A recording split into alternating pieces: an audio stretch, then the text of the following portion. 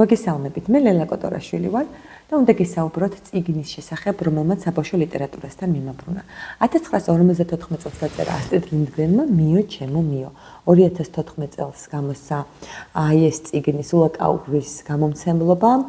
ქეთი ვანიაშვილი არის მთარგმნელი და სწორედ 2014 წელს წავიკითხე პირველად „მიო ჩემო მიო". მახსოვს პირველი შთაბეჭდილება იუმი მიოს მეგობარი იყო, შემიყვარდა ძალიან და მათი მეგობრობა იყო თავდადებული მეგობრობის სიმბოლო.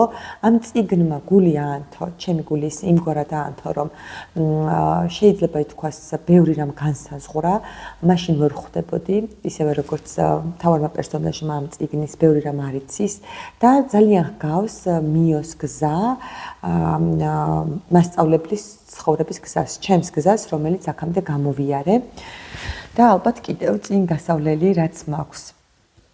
კიდევ ერთხელ მივხვდი, რომ მეორედ რომ წავიკითხე 13 წლის შემდეგ ეს წიგნი, შემთხვევით არც ერთი წიგნი არ მოდის ჩვენს ცხოვრებაში, იმდენად განსაზღვრა ბევრი რამ ჩემს ცხოვრებაში, მიო ჩემო მიომ და გამომახვილებ ყურადღება სანამუშაო წიგნს გაგაცნობთ ორ რამეზე.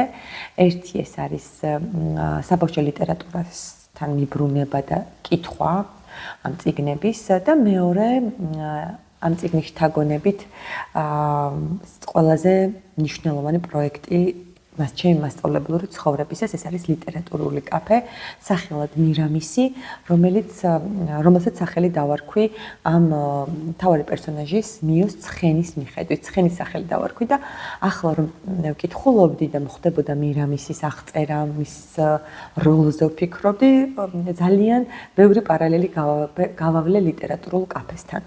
საბავშვო ლიტერატურის შესახებ არსებობს სტერეოტიპული მოსაზრება, თითქოს მხოლოდ ბავშვობაში უნდა ვკითხულობდე და მხოლოდ ბავშვები უნდა კითხულობდნენ. მეც ამ ადამიანების კატეგორიას მივეკუთვნებოდი, რომლებიც უნებურად, გაუაზრებლად თვლიან იმავეს, რაც უკვე ვახსენე და ყველაფერი შეიცვალა მას შემდეგ, რაც გადავწყვიტე, რომ დედობა და წიგნის კითხვა ერთმანეთისთვის შემეთავსებინა. ეს იყო დაახლოებით მაშინ, როცა ჩემი პირველი შვილი 2 წლის ხდებოდა, მაშინ წავიკითხე ემილის თავგადასავალი, მერე კიდევ მქონდა მწყვეტა და მკითხველისთვის ეს ბუნებრივია, როცა რაღაც პერიოდი ვერ კითხულობს და არ კითხულობს და აი მიბრუნება იყო მაშინ, როცა თეკლა იყო 4 წლინახევრის, გაბრიელი წლინახევრისი ჩემი მეორე შვილი და გადავწყვიტე, რომ გავცნობოდი საბავშვო ლიტერატურას. დავიწყე და ვეღარ გავჩერდი, აქამდე მოვედი, აი ამ ბლოგებამდე და პირველი წიგნი ემილის თავგადასავლის შემდეგ იყო სწორედ მიო ჩემო მიო. ბევრს ვეძებდი ხოლმე ინტერნეტ სივრცეში წიგნების შესახებ მიმოხილვებს და მახსოვს მაშინ ვიღაცის კომენტარში ამოვიკითხე ეს წიგნი, ამოვიწერე და ვიყიდე და წავიკითხე. მიო ჩემო, ხო, საბავშვო ლიტერატურას რაც შეეხება, ალბათ ძალიან ბევრი უნდა ვისაუბროთ იმის შესახებ, რომ როგორ შეიძლება დროის გადანაწილება დედობისას, როგორი მნიშვნელოვანია, რომ ჩვენ გვხედავდნენ ბავშვები წიგნით ხელში და რასაც ვკითხულობთ, მათ ვუზიარებდეთ. რამხელა სიხარულს გვჩუქნის, აგერ უკვე ვახსენე პროფესიული პროექტი, ხო, პროფესიაში რა წვლილი მიუძღვის ამ წიგნს და რამდენი რამ შემძინა. და რომ საბავშვო ლიტერატურის კითხვის დრო ყოველთვის არის. რაც შეეხება ლიტერატურულ კაფეს მირამის, მოდი ჯერ გაჩვენებთ ბალეშის პირს, ის ამგვარია. და ძალიან მომწონს მირამისი და წარწერა შევარჩიე ორი. პირველი ეს არის მე წამოყვები, აი ნამდვილი მეგობრობა, იუმი ნამდვილი მეგობარი იყო და ეს ამაზე უკვე გესაუბრეთ და მეორე არის ასეთი, ой ჩემო მირამის, სად აღარ ვიმოგზაურე შენზე ამხედრებულმა, შენ პირველმა გამაქროლე დილის ნათების ხიდზე, ეს არასდროს დამავიწყდება. ეს პირველი წარწერა ციტატა, პირველად წაკითხვის შთაბეჭდილებებს მიუძღვენი და მეორედ უკვე ეს ერთგვარი შეფასება თუ რა როლი ითამაშა მირამისმა ჩემს ცხოვრებაში. ეს არის თეთრი ცხენი, მირამისი, ოქროს ფაფრიანი, ოქროს ჩლიქებიანი, რომელსაც მთავარ პერსონაჟს მამა ჩუქნის და მირამისი იყო ერთგვარი სიმბოლო ბოროტებასთან ბრძოლისა. და ბოროტება, მოდი ასე აღვქვათ, გაუნათლებლობა და ეს ლიტერატურული კაფეც თქვათ არის მიზანი ჰქონდა ის, რომ რაც შეიძლება ბევრი ბავშვისთვის ბევრი ბავშვისთვის მიმეწვინა ხმა, ბევრი ბავშვს წაეკითხა წიგნი და ის რაც თითოეული მასწავლებლის მიზანი არის, რომ განათლება გავავრცელოთ, აი სწორედ ამის სიმბოლო იყო ჩვენი მირამისი, რომელიც მათ უკვე 19 ლიტერატურული კაფე გავმართეთ, 19 მირამისობა და ვერ წარმოიდგენთ რამდენ ემოციას და რამდენ წიგნს დაწერილ წერილსა და წაკითხულ წიგნის გულისხმობს და მოიცავს ეს ფრაზა 19 მირამისობა. რაც შეეხება თავად ამ წიგნს, ხო, ეს არის ფენტეზის ჟანრი და ტოლკინი სამ ფუნქციას გამოყოფს ფენტეზის ჟანრისას. ეს არის სინამდვილისგან გაქცევა, ბედნიერი დასასრული, სულიერი წონასწორობის აღდგენა. ფენტეზის ლიტერატურული ზღაპარი არის და ასტრიდის სხვა წიგნებისგან განსხვავდება. კიდევ ლიონებერგელი კი არა და ძმები ლომგულები არის ამ ჟანრის წიგნი ასევე და არის ულამაზესი ზღაპარი, ჯადოსნური ზღაპრის ყველა მახასიათებელი. შეგვხვდება აქ ჯადოსნური ნივთები, დამხმარეები, რეალობიდან არა ზღაპრულ სამყაროში გადანაცვლება და ბიჭი არის ობოლი, რომელსაც იშვილებს დეიდა გამოვიწყე სახელი დეიდა ელდა და ბიძია სიქსტენი 8 წლის იყო ბოსე ვილჰემ ულსონი, მიოს სახელი და გვარი არის და ის ძალიან ცუდ გარემოში მოხვდება. ეს გარემო არის უსიყვარულობით გაჟღენთილი.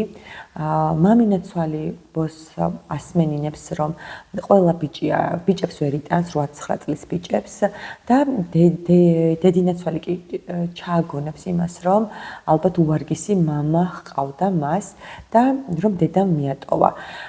ძალიან საინტერესო არის ის, რომ 8-9 წლის ბიჭი ბოსე კითხულობს წიგნებს, აქ არის ნახსენები დასაწყისშივე 1001 ღამე და სწორედ ამ წიგნის ერთგვარი სიუჟეტი გამეორდება. როდესაც ის ერთხელ პარკში იჯდება, მას დაინახავს ლუდის ქილას, ბოთლს და შემთხვევით გამოაცლის ხის ჭხირს და იქიდან ამოვა სული და ამ ბიჭს წაიყვანს ჯადოსნურ სამყაროში, იქ სადაც მას შეხვდება მეფე ბატონი, მამა და აქედან იწყება მიოს ჯადოსნური თავგადასავალი. ძალიან ბევრი დეტალი არის თავად დასაწყისში.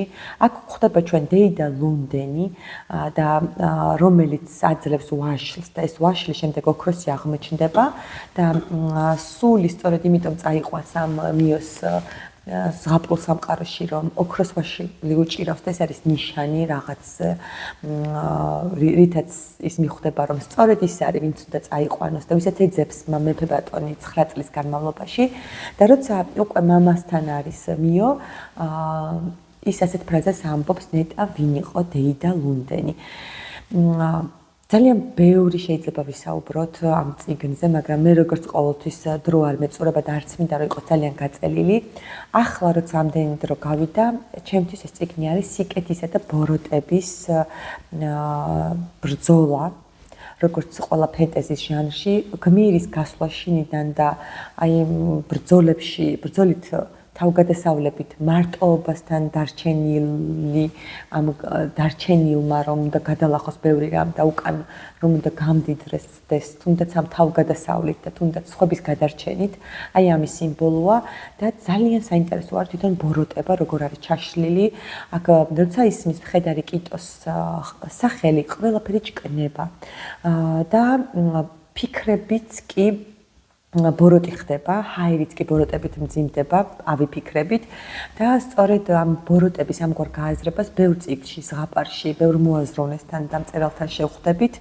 ერთ-ერთი არის ჰარი პოტერის სწორედ ჯოან როულინგი, ეს დემენტორები მახსენდება და მოკლედ ბოროტებას რომ არსი არ აქვს და როგორ იშლება მხედარი კიტო ამ წიგნის ბოლოს, ქვების გროვად რჩება და მხედარ კიტოს თავადვე არ უყვარდა მხედარი კიტო. აი ეს არის ბოროტება, ბოროტების და მიუხედავად იმისა, რომ ბოროტებას არ აქვს არსი, ქრისტიანული რელიგიაც ამას გვეუბნება, ბოროტების წინააღმდეგ და მის დასამარცხებლად ყველა ვიბრძვით. ესე იგი, ეს შეგვიძლია ისე გავიაზროთ, რომ მიოსზე დაკვირვებით თითოეულ ადამიანმა თავისი მისია, თავისი პასუხისმგებლობა უნდა შეასრულოს, მარტოც დარჩეს, იბრძოლოს, შიში დაამარცხოს და შემდეგ უკვე ჩნდება ბუნება ადამიანი მის დასახმარებლად, აი ამ პროცესში აუცილებლად დამხმარეების ჩნდებიან. მე ასე გავიაზრე ამ მიოსში მხედარი კიტოს ქვის გული და მისი დამარცხება მიოს მიერ. მადლობა.